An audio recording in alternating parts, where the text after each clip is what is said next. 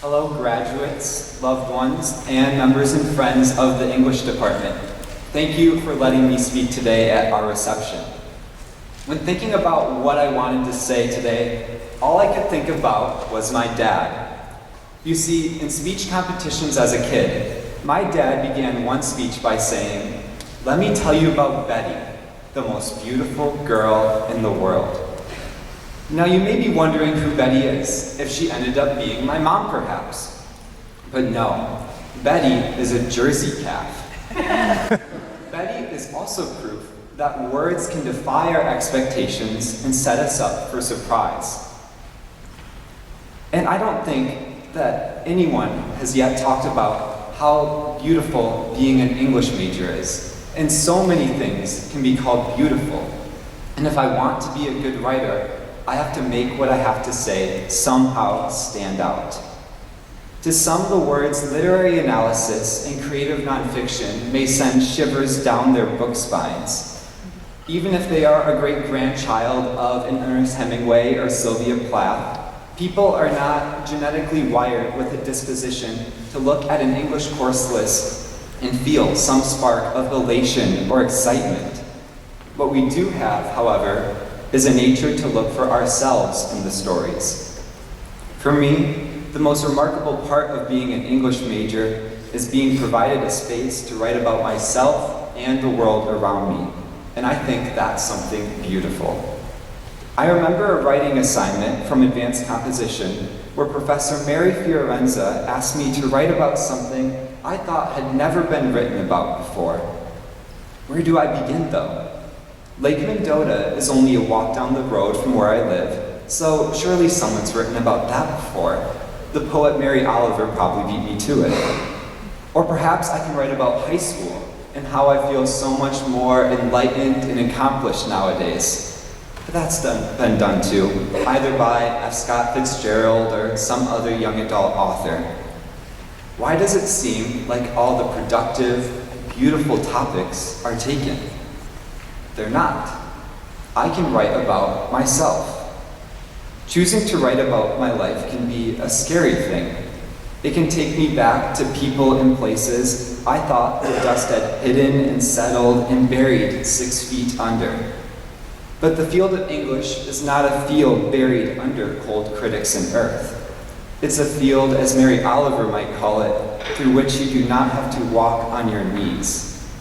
You simply have to acknowledge what brought you to this field. Your determination to spend hours alone in reflection, inspiration, and vulnerability. That's something terrifying. It's difficult to find ourselves pressed against not just the technical limits we learn in the English 100 classroom, but also our moral limits. As I looked at Professor Mary Fiorenza's prompt, I decided to write about a place where I learned some of my morals, my dad's store. My brother and I would visit the store every day before school and watch as customers would roll in with their trucks to pick up feed for their livestock.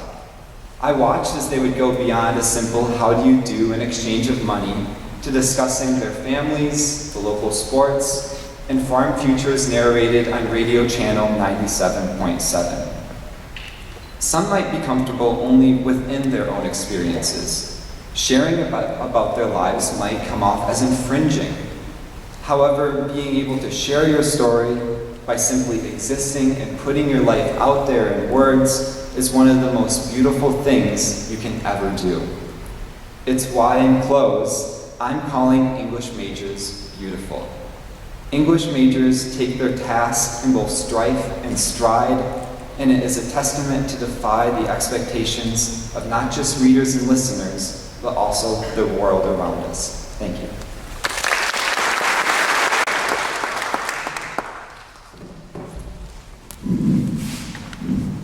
Yeah, I'm a little short on this, excuse me. So here's the cool thing, right? Something about finals, I turned in all my finals late, I just wanted to say that. So I didn't have access to a printer. Thus, I have the New Age printer, the New Age sheet of paper right here. So I apologize, but here we go. Man, greetings.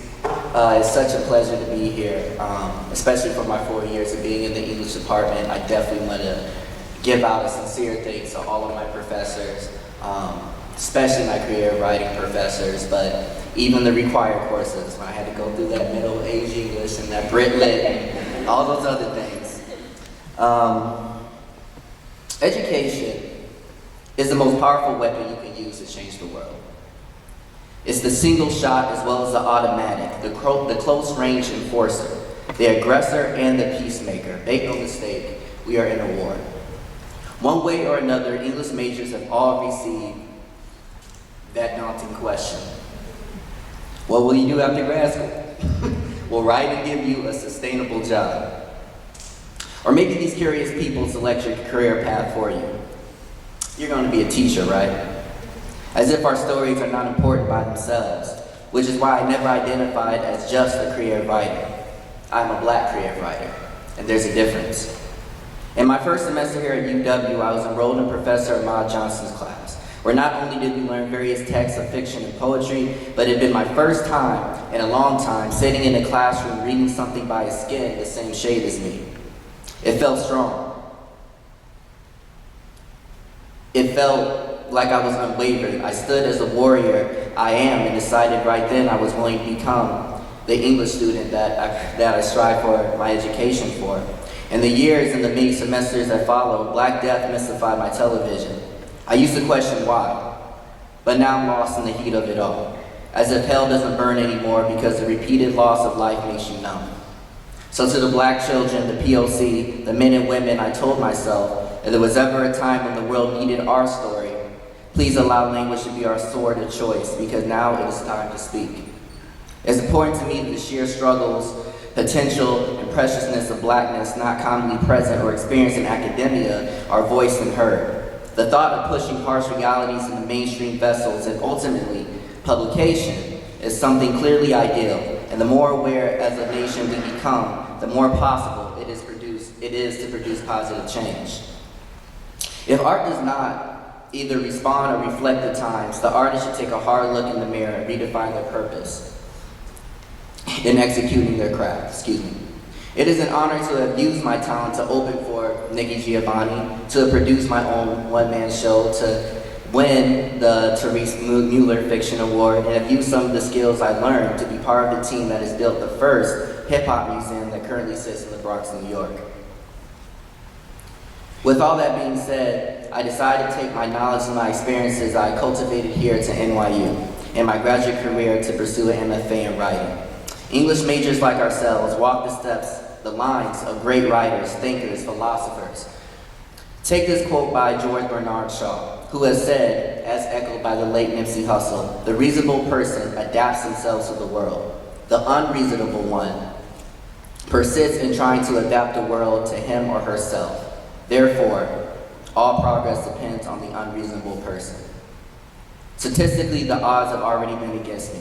A Black writer trying to hold on to Black cool, a disruptor in public space, labeled dangerous, a leader with a dominant spirit, a rebel yelling for the right to no longer be visible. Knowing that I was 14 selected across the country as a poet, as a first waiver for a full tuition scholarship at a Big Ten university like this one, it proves that I belong, that POC, that we belong. It acknowledges our existence and our success, that Black life does matter. It's alive, it's surviving. So I ask for everyone to please come celebrate with me for the many times this university has tried to outright me and has failed.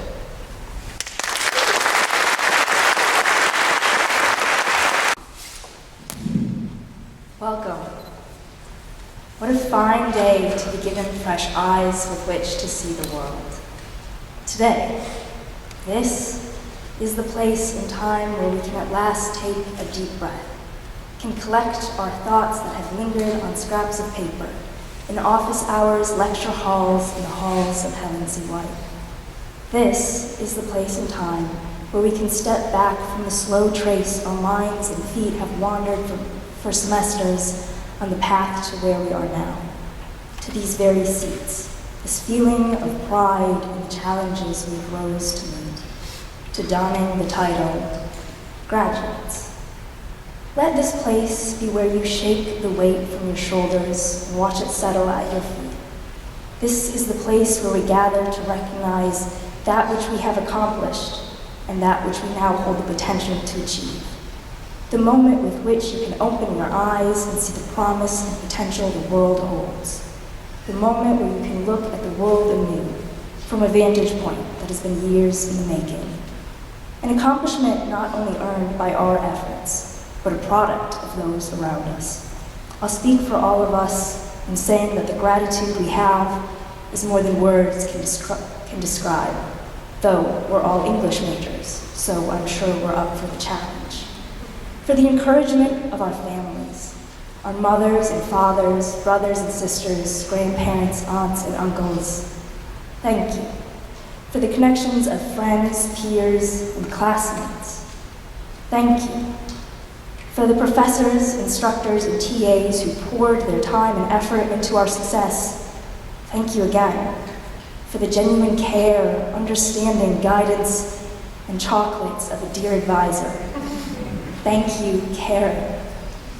And for the faculty and administration of the English department that made all of this possible, thank you, thank you, thank you.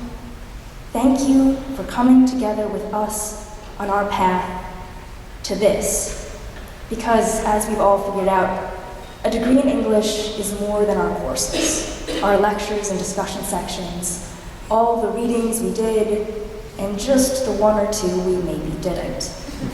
A degree in English is a study in the way things come together. Anyone who has studied literature, creative writing, or linguistics knows the worth of a work is not just the elements that comprise it, but rather how these elements interact, how they connect and contradict, create nuance and fall into place, all in service of something greater than any individual element in itself.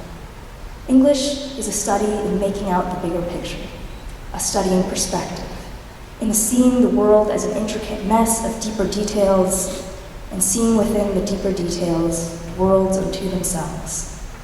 So what a fine day to be given fresh eyes to see the world. What a fine day today is, because today represents the day in which the whole is greater than the sum of its parts. Because from this day forward, it's not about what we have learned, but how we will use it. Not what the world sees in us, but how we see the world. Congratulations, graduates.